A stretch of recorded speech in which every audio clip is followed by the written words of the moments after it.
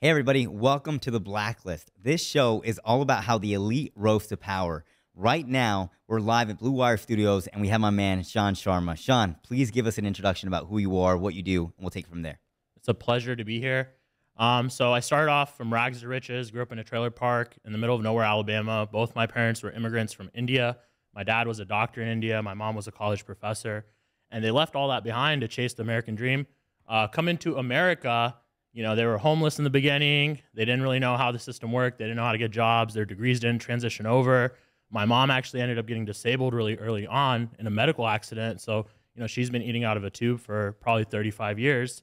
Damn. And really, my parents just wanted me to have the chance of having a good education, having the chance of pursuing the American dream, and just living a good life. And, you know, I started off super poor, but fortunately, you know, I worked hard. I got a good education. I ended up getting into Ivy League school. I realized that wasn't the answer to making a lot of money. When my dad passed away, I actually left medical school to start making money. And I tried a lot of different entrepreneurial ventures. I lost over $500,000 in Airbnb. I was trying to leverage my credit. It didn't work out. Sometimes it does. And I did a bunch of different businesses.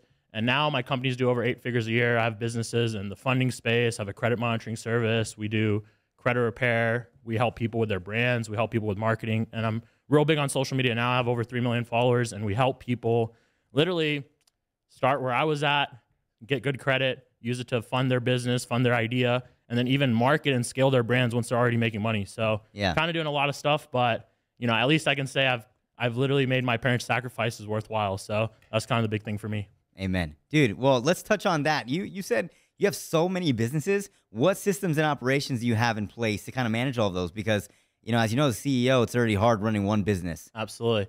Yeah, man. So I learned it from trial by fire is the best way I would put it, because I would get a lot of opportunities. Once you start building your brand on social media, everyone starts coming to you and they're like, hey, let's partner up. You have this audience. You have the ability to make sales. Let's partner up. I'll give you a percentage. We go 50-50. We do this.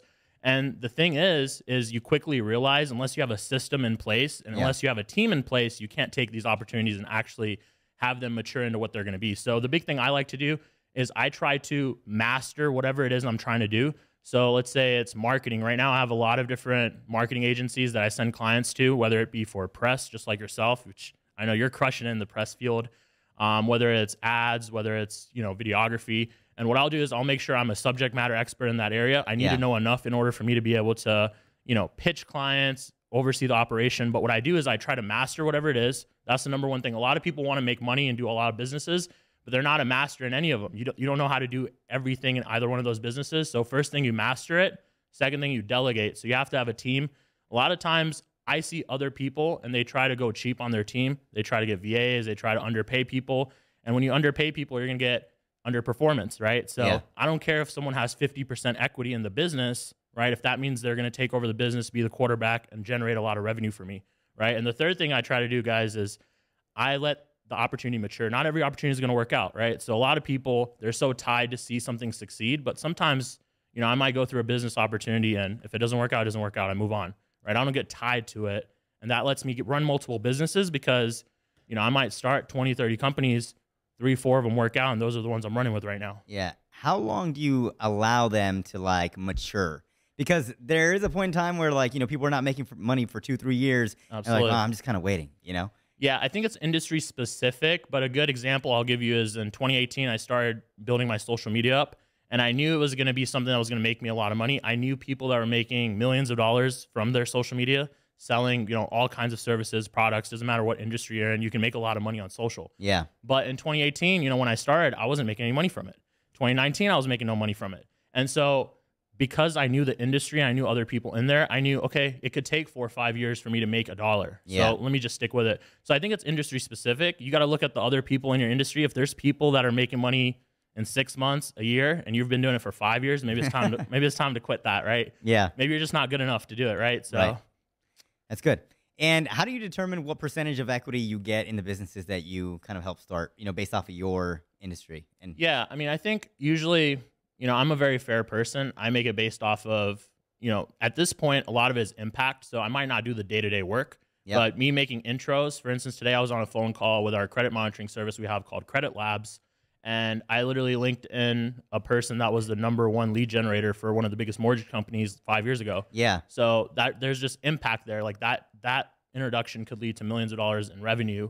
So it doesn't mean that I'm working 40 hours a week on the business. So, you know, I try to base it on impact. And in general, man, I'm really fair, bro. So if we partner up, like I'm cool doing 50-50. I just think, you know, when people are getting paid what they feel is appropriate, they're just going to work a different way, bro. So I know a lot of other guys that are building up, they try to take 80, 90%, 75%, but you know, I'm cool just building up and giving people what they deserve, and we just get a lot further, a lot faster. Amen, amen. So look, you're doing 8 figures annually, right? What's your goal? Like, do you have one? Because, dude, I've had people on here where they're like, I want to hit $1 billion, you know? What's yours? Yeah, I mean, so I'll be honest, man. I grew up pretty humble beginnings. Like, I didn't have anything. So me having stuff now, like, it's cool. It doesn't really matter because I didn't have anything. I was happy when I had nothing, right? My biggest goal was to make my parents proud of what I'm doing. And one of my dad's biggest goals was to see me be an authority figure. It didn't matter what I was doing. You know, he wanted me to be a doctor originally. You know, all Indian parents want their kids to be doctors. And like, he wanted me to be an authority figure, and that meant that I was going to be able to help people with whatever it is, whatever industry I'm in, whatever I'm doing. And I think, you know, trying to be an authority figure, like the big thing is people don't listen to you unless you have money. A lot of the people we see on the internet, whether it's Donald Trump, whether it's any of these people, right? They listen to them because they have a lot of money, and they have a lot of influence because they have money. So what I see is like there's a small table of people, right, that run the world, that run the US, that run these countries, that have all the money. And they get to do what they want to do, whether it's help certain people, whether it's do certain reforms, whether it's send money to Ukraine, whatever it is they want to do, they get to do, right? And so I think if you're someone that's capable, if you're in the business world and you're making money, and if you want to have like some type of say on, you know, who gets these opportunities, whether it's the poor people that get help, whether it's immigrants that get help, whether it's first generation, you know, people that get more scholarships, whatever it is that you want to do, you have to actually acquire this money so you can make an impact. So my goal is to get to some type of level of income where, you know, I'm trying to be a billionaire, I'll be honest. And I think that's at the stage where you can actually start giving back, where you can give people, you know, $100 million check here and like donate to charity and see where that money goes. And not just, because a lot of charities these days, whether, you know, I don't want to name any charities, but usually 54% of the money goes to them as salaries. And it's crazy because like a lot of these big charities, they're taking the money and they're investing in the stock market. They're investing in real estate. They're investing in commercial real estate, right? It's not actually going to the people. Like if you're going to donate money, like everyone should be donating money because it's a write-off on your taxes, but you should be trying to, like I give out turkeys in the neighborhoods. I go donate money to like poor people. Like I actually give them the money, right? So I just know once I get to a bigger dollar amount, it's going to be easier for me to do that and just make a bigger impact. Yeah. Is there any like certain charity or any certain like purpose you have that when you have that money, you know, you want to kind of dive into? Or is it just kind of giving back? Yeah, I mean, so I think growing up super poor, like I grew up in Alabama, the financial literacy was really, really low. And I think a lot of people stay poor because they just don't have the knowledge. So like a lot of my companies are in the financial services space. It's for a reason. Like, what's the reason?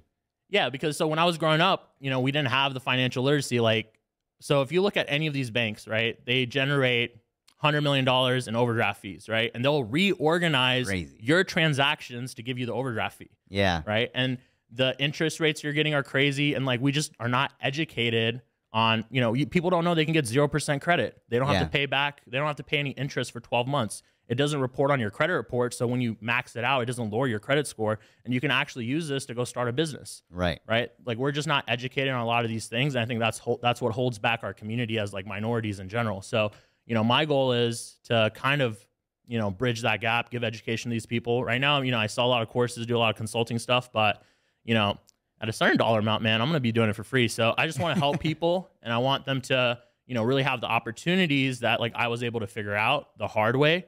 Like they shouldn't have to figure out the hard way, right? There shouldn't be an inequality in information. If there's people that want to succeed, if they want to do certain good things, they should be able to get that info to do it. Yeah. What info is needed? Absolutely. So I think credit is one of the most important things. The whole financial system runs on credit. You want to buy a house, you have to have good credit. You want to buy a car, have to have good credit. You want to get a business loan, you have to have good credit. And so a lot of people don't even know what goes into your credit score. They don't know that they can actually go get added as an authorized user on their parents' credit cards. Right. That'll start adding positive history. A lot of people, just like the utilization I mentioned, they'll go max out their personal credit card. That ruins their credit. They can't get any more credit. If they were to do it on a business credit card, they could keep getting more business credit, keep maxing out that business credit for opportunities, but their score would not drop. Yeah. So just like little things like that are super, super important. And then like credit repair, guys, people don't know they can fix their credit.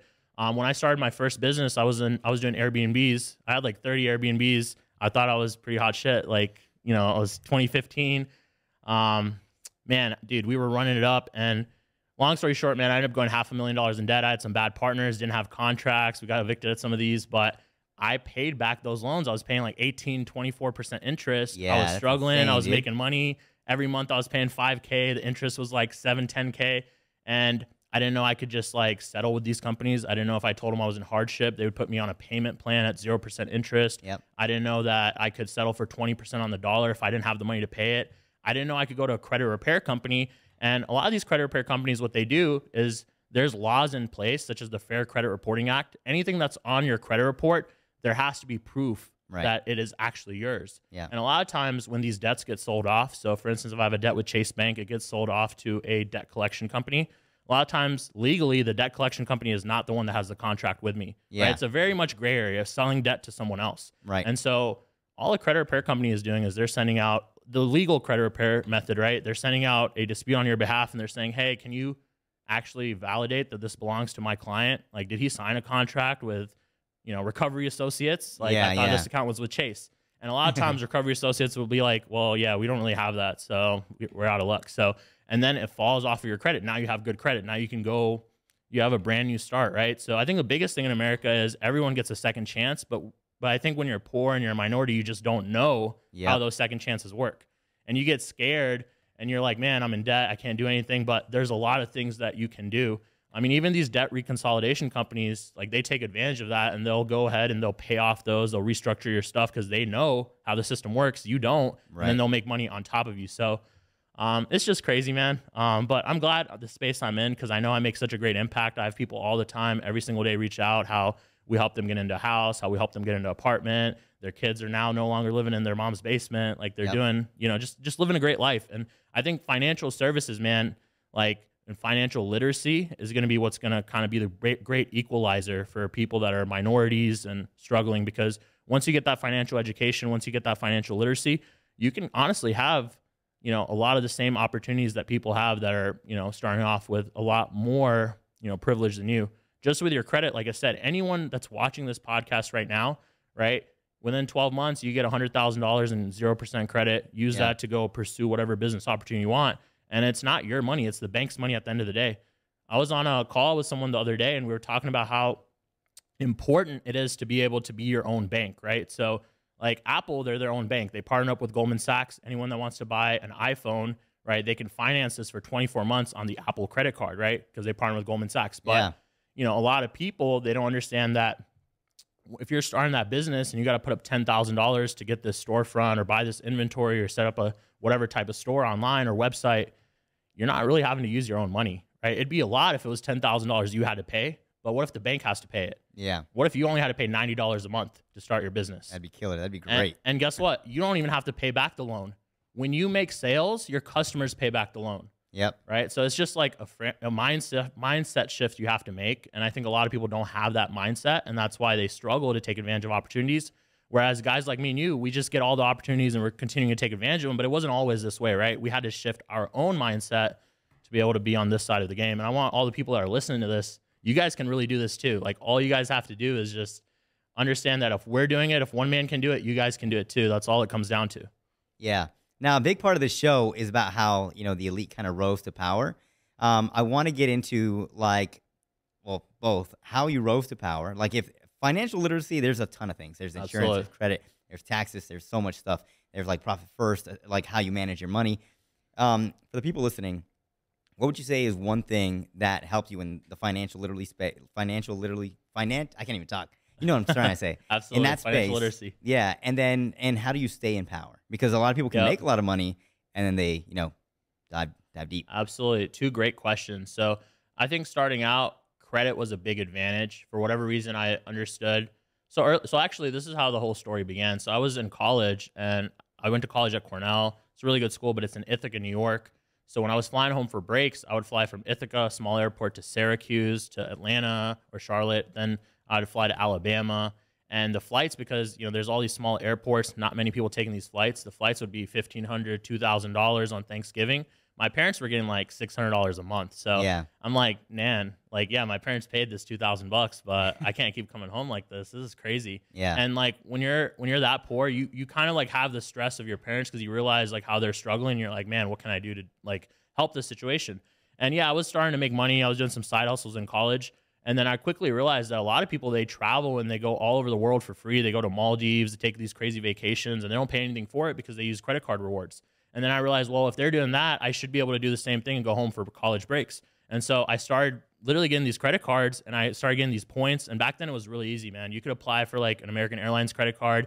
You could set up 10 browsers, get 10 cards in one day, get 1 million points. And like, you could even sell those points, bro. You could sell those points for like 10 grand. So yeah, bro, I started balling when I was like my second year in college. I was like, bro, I'm going home for breaks. This is great. I'm making money. All these credit card offers is awesome. Yep. And that's how I got into the credit card space. But it was funny, man, because when I graduated, and I was going to medical school, I had a full ride to medical school. My dad passed away. I needed to make money. And I started researching, like, how do I make money? And then I found out the biggest reason most people can't make money is they don't have startup capital. Yeah. Right? Like, all businesses require some type of money, right? This studio requires money. Like, press, all these businesses require money, right? And I was lucky because I had built up my credit in college. I had, like, access to $200,000-300,000 in credit. And I was like, oh, man, thank God. And then I started using that money. My first business, I was buying items and I was reselling them. So you guys have seen like FBA, Amazon, all this stuff, but it was just a lot easier back then because you could do the same thing, but just make way more money.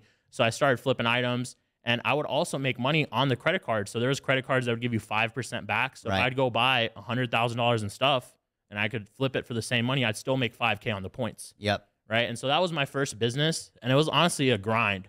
Right. So I think the one thing people struggle with is they don't take action and they're not willing to grind. Every single person you see that's successful, they put a lot of work, a lot of effort into getting to where they're at, right? And I think that's the big thing. Like, you need to be an action taker, right? You also need to have a low enough ego to where you're listening to other people that are successful. So when I started doing what I was doing, I found forums online, I found threads online, I found people that were doing what I was doing, but I didn't have an ego. So I listened to what they were doing. I just did it. I didn't ask questions. I didn't try to reinvent the wheel. I didn't say this is how it's done. I just did it, and I got results because they were getting results. And so the third thing too is you have to like see the opportunity through. So, I mean, I'll be honest, man, like my dad passed away. I was real depressed. My mom, I was trying to pretend like I was real happy so she wouldn't be upset. Yeah. And I knew I needed to make all this money, and I was so stressed at the time. And man, I think it took me from July to September, bro. September was the first month I made like 10K. So it took me like July, August, September, like 3 months. I didn't make no money. Yeah. Doing arbitrage. It's the simplest business model. You buy something cheaper than you're going to sell it for. Right. You can figure out what the price you're going to sell it for is, and then you go buy the item. Yeah. Right. Like, it took me 3 months to even just do that, but I saw the opportunity through, and then I started making money, and then I scaled that up. That's how I made my first $1 million. And then after that, stuff just gets easier when you have capital, right? Once you have mastered the art of running a business, once you've mastered the art of being meticulous, organized, actually like making money, because making that first dollar is not easy. Yeah. Right. But once you make that first dollar, it's a mindset shift, and you just scale it and you just do more and more of the same thing. But then later on, you know, I got different opportunities. I got better opportunities. So I tell everyone, right, like what you're doing right now is not necessarily what you're going to do for the rest of your life. Right. So it might suck what you're doing right now, but if it's going to make you money, you should go do it. And then once you start making that money, right, find a better way to make money, find an easier way to make money, find a way to leverage, right, what you've already built. Right? Whether that's skills, contacts, your network. And so later on, I started other businesses. I started helping other people build their credit because I was like, bro, if people have money, they can go make money. So let me help people build their credit. Let me help people get funding. Then when I messed up my own credit in like 2015, 16 with the Airbnbs, I was like, bro, people need to fix their credit. They don't even know you can fix it. I paid $200,000 for no reason. If I would have known, I could have just like sent out some disputes, and maybe they don't have proof, then I don't have to pay it anymore. Yep. Right. Yep. And so that's the first answer. And then the second question you asked is, how do you keep this money?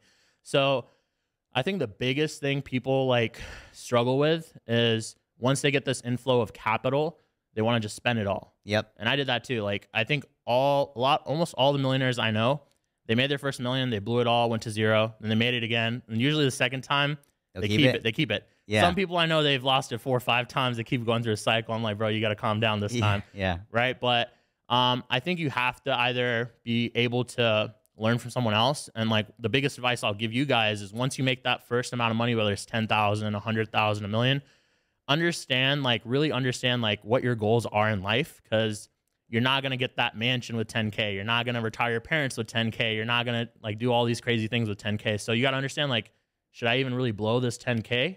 Like you can go spend it on some Dior, but you know, if you start really thinking about what your actual goals are, you're like, man, I could actually use this 10K to make 20K. Right. Turn that 20K into 50K. Let me just stay focused. And I think if people stay focused a little while longer and just are a little bit more patient with the splurging, they're going to have like a much better path to success. Because, you know, everyone I know, like I said, they get the money in the beginning, they blow it all. I mean, I did it too.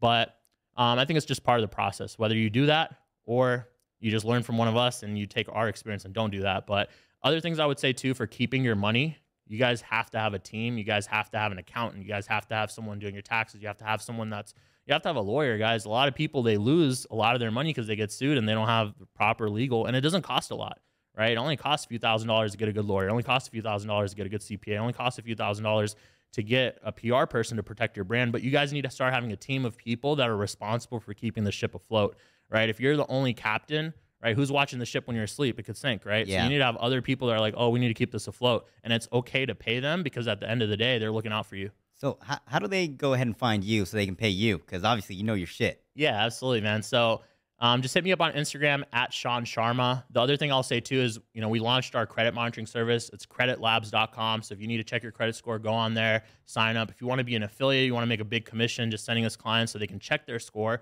Because the biggest thing, guys, is like most people are embarrassed, right? They don't want to check their score. They're worried. They know it's low. They might think there's something on it. Guys, don't be. Because when you check your score yourself, it's not a hard inquiry, right? It doesn't hurt your credit. That's a big myth, right? You can check your score as many times as you want. It doesn't hurt your credit. And you guys need to monitor it and track it in order to improve it. So you guys can't reach out to me and say, hey, I want to fix my credit if you don't know where your credit score is, right? So start there, become literate, become financially literate. And once you start taking action on these things, it just gets easier and easier to monitor and improve it. Cool. Well, thank you so much, dude. You dropped a lot of value, and I appreciate you stopping by. Man, it was a pleasure.